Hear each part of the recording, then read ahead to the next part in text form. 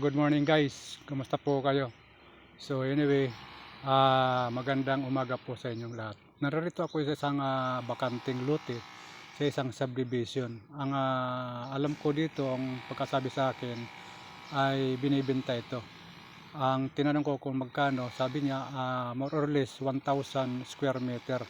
Ang isang square meter 1,000 nagkakahalaga. Yun po ang sabi. So anyway, ang mapupoint ko lang dito ay pag sabi niya, pag bumili kayo ng lupa at tiyakin niya yung lupa walang anay. Paano mo malalaman na may anay yung lupa? Ito po guys, ipapakita ko sa inyo.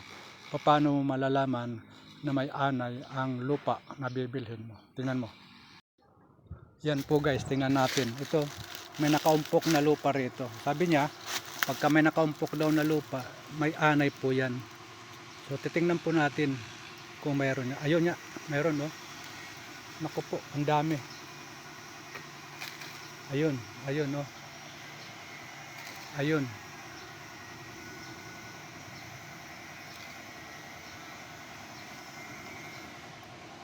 Mayroon niya. Ayun no. So yun po, yun pong anay.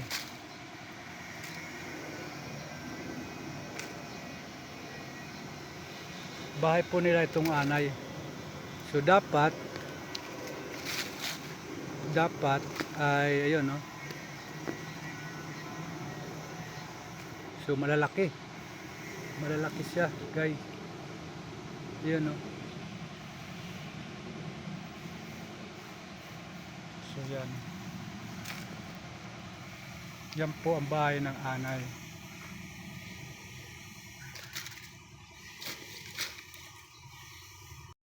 Yan po ang bahay ng anay.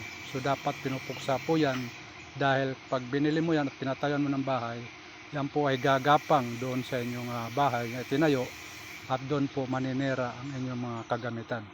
So dapat sinupuksa yan o meron silang linalagay dyan na para sila ay mapuksa at sila ay mawala at hindi na makapaminsala sa inyong mga gamit dyan sa itatayo mong bahay. Yun po ang sabi niya. Meron na ano yan na para sila ay sugpuin or mawala dyan sa lupa na yan. Yan po ay gumagapang ng ang sabi niya more or less ay 1 meter palalim sa lupa at lilipat sa ibang bahay at doon naman sila mamiminsala. Yun lang po guys.